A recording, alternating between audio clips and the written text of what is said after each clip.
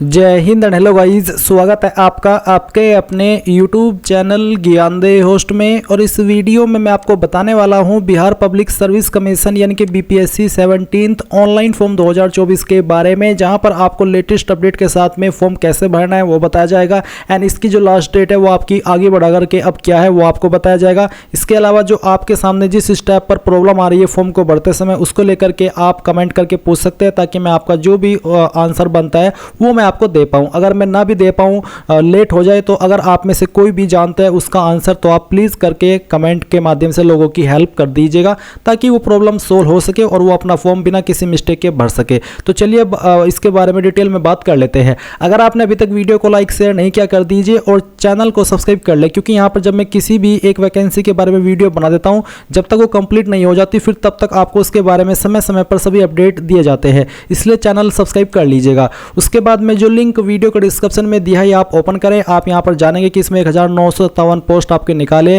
Form भरने की last date पहले 18 अक्टूबर 2024 थी, बट इसको बढ़ा करके 4 नवंबर 2024 कर दिया है। तो अब आपके पास 4 नवंबर 2024 तक का समय है। पहले ही आपकी लास्ट डेट इतनी ज़्यादा आगे बढ़ा दी है कि 2-4 दिन ना होकर के काफ़ी टाइम आपको दिया। तो ऐसे में अब आप ये वेट मत कीजिएगा कि अब भी आपकी एग्जाम डेट आगे बढ़ेगी। इसलिए अगर आपने अभी तक फॉर्म कंप्लीट नहीं किया, कर लीजिए, क्योंकि जैसी लास्ट डेट और भी नज़दीक आएगी तो ऐसे आपकी जो वेबसाइट के अंदर प्रॉब्लम्स है वो आती चली जाएगी। इसलिए आपको ज़्यादा देर नहीं करनी है। तो यहाँ पर आप पूरी की पूरी जानकारी चेक करेंगे। उसके बाद में आप इंपॉर्टेंट लिंक के सेक्शन में आएंगे और यहाँ पर बाकी की इंपॉर्टेंट डेट्स भी देख करके अप्लाइंग ऑनलाइन लिंक ओपन करेंगे। अब गाइज यहाँ पर मैं आपको एक स्पेशल जानकारी दे रहा हूँ जो कि टेक्स्ट बुक की तरफ से है, क्योंकि गाइज टेक्स्ट बुक आपके लिए yearly text book pass pro लेकर के आया है सिर्फ 608 रुपए में, जो कि कामयाबी एक्सप्रेस सेल के तहत आपको मिल रहा है। और यहाँ पर भी आपको, अगर आप मेरे कोड GDH का इस्तेमाल करेंगे तो तुरंत 13% की ऑफ मिल जाएगी। यानी कि जो 608 रुपए है इसमें से 13% की छूट आपको GDH कोड का इस्तेमाल करते ही एक्स्ट्रा मिल जाएगी।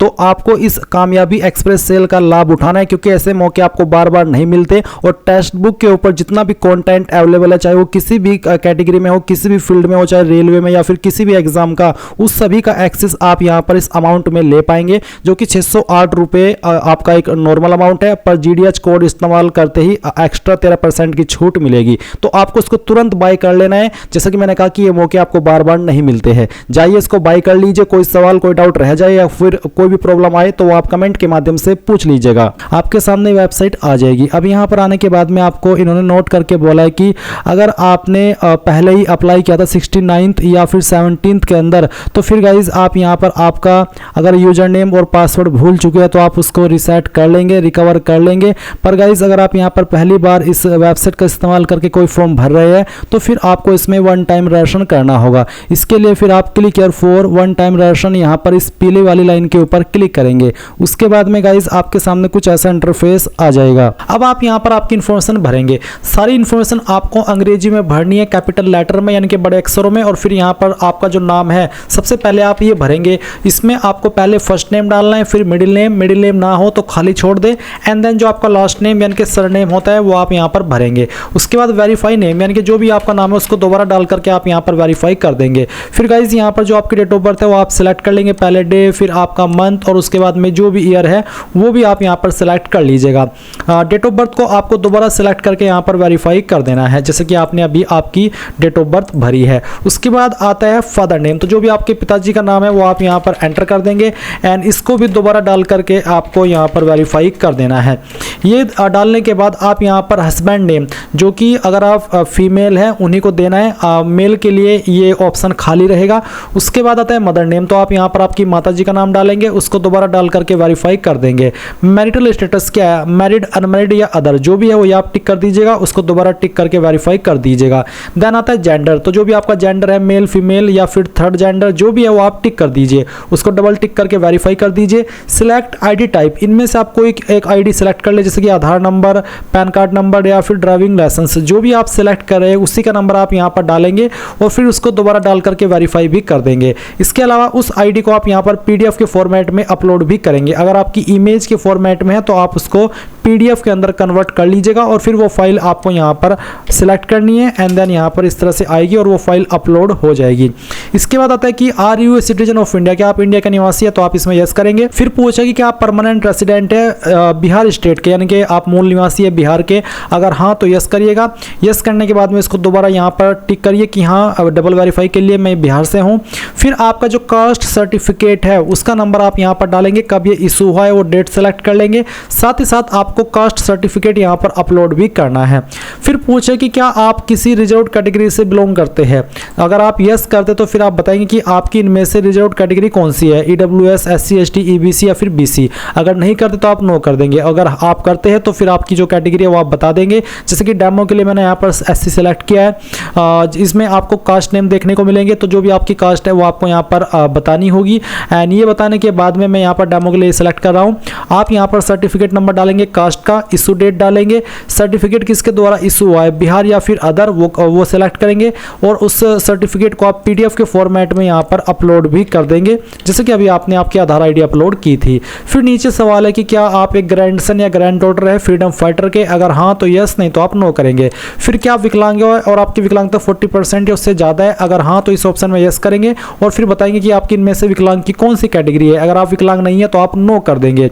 नीचे आइए, यहाँ पर पूछे कि do you want to pay concessional fee as per SC ST disability female Bihar, यानी कि जो SC ST और विकलांग और जो फीमेल है बिहार की, इनको फीस कम देनी पड़ती है, क्या वो आप कंसेशन चाहते हैं, अगर हाँ तो यस। और उसके बाद में फिर सवाल आता है कि क्या आप एक एक्स सर्विसमैन है आर्मी, नेवी, एयरफोर्स के, अगर आप इन 3 एयरफोर्स के एक्स सर्विसमैन है तभी आप यस करिएगा, नॉर्मल एक्स सर्विसमैन को यहाँ पर यस नहीं करना है। उसके बाद सवाल आता है कि क्या आप NCC कैडेट है, अगर हाँ तो यस, नहीं तो आप नो करेंगे। फिर यहाँ पर गाइज नीचे आता है कि are you Bihar government employ, अगर आप बिहार गवर्नमेंट के एम्प्लॉय है तो यस करिए, नहीं तो आपको नो करना है। अब आती है आपके एड्रेस की जानकारी, एड्रेस ऑफ कोरस्पोंडेंस यानी कि प्रेजेंट एड्रेस। तो जो भी प्रेजेंट एड्रेस है वो आप लाइन 1, 2 और 3 के अंदर थोड़ा थोड़ा पार्ट आपके एड्रेस का पूरा डाल दीजिएगा। मैं यहाँ पर इसलिए नहीं भर रहा हूँ एड्रेस, क्योंकि गाइज अगर मैं एड्रेस भरता हूँ तो फिर वो हाइड भी करना होता है और अगर दिखाऊँ तो फिर वीडियो डिलीट हो जाती है, क्योंकि यूट्यूब की पॉलिसी है। इसलिए आपको बता रहा हूँ कि थोड़ा थोड़ा पार्ट आपके एड्रेस का तीनों लाइन के अंदर डाल दीजिएगा। स्टेट यहाँ से आपको आपकी जो भी है वो सिलेक्ट कर लीजिएगा। फिर आपकी जो डिस्ट्रिक्ट है वो डिस्ट्रिक्ट आप यहाँ पर सिलेक्ट कर लेंगे एंड देन अपना पिन कोड डाल देंगे। अब आता है परमानेंट एड्रेस। तो अगर आपका प्रेजेंट और परमानेंट एड्रेस एक ही है, अलग अलग नहीं है, तो जो एड्रेस आपने ऊपर भरा सेम एड्रेस यहाँ पर भर दे, अगर अलग है तो अलग से भर दीजिएगा। फिर आती है क्वालिफिकेशन की जानकारी। सबसे पहले 10th की इन्फॉर्मेशन भरेंगे, 10th सब्जेक्ट। तो यहाँ पर गाइज आपको एक एक करके आपके जो भी सब्जेक्ट थे 10वीं के अंदर वो आपको यहाँ पर बताने, चाहे वो 4 सब्जेक्ट थे, चाहे 5 या फिर 6, तो जो भी थे वो आप यहाँ पर भर दीजिएगा। फिर सेशन आपका क्या था, जैसे कि मेरा जो सेशन है वो था 14-15, तो मैं यहाँ पर इस तरह से 14 और फिर इस तरह से 15 लिखूंगा। इस तरह से आपको सेशन लिखना है और किस साल के अंदर आपने पास कर ली थी वो साल लिखेंगे। कॉलेज इंस्टीट्यूट कहाँ से आपने किया है उस इंस्टीट्यूट या फिर कॉलेज का नाम आप यहाँ पर या स्कूल का नाम आप यहाँ पर एंटर करेंगे, पूरा नाम दीजिएगा। फिर बोर्ड आपका क्या था, बोर्ड जो भी था आपका वो बोर्ड यहाँ पर आप लिख दीजिएगा। कितने नंबर आपको आए थे, अगर आपके नंबर CGPA के अंदर है तो आप इस वाले सेक्शन में CGPA भरेंगे और मार्क्स का सेक्शन खाली छोड़ देंगे। पर अगर आपके नंबर मार्क्स में है तो आप यहाँ पर ऑब्टेन्ड मार्क्स यानी कि जो नंबर आए थे वो भरेंगे और कितने में से आए थे वो आप यहाँ पर फुल मार्क्स में डालेंगे। परसेंटेज आपको यहाँ पर परसेंटेज के सेक्शन में भर देनी है। सेम वे में आप 12वीं की जानकारी भरेंगे कि आपके पास 12वीं के अंदर कौन कौन से सब्जेक्ट थे। मैं डेमो के लिए यहाँ पर 2-3 सब्जेक्ट के नाम लिख रहा हूँ, पर आपको आपके 12वीं के एक एक करके सभी सब्जेक्ट के नाम देने हैं। और फिर आपने किस सेशन के अंदर आपकी जो 12वीं है वो पास कर ली थी वो यहाँ पर आपको लिखना है। किस साल के अंदर पास की थी वो आप यहाँ पर लिखेंगे।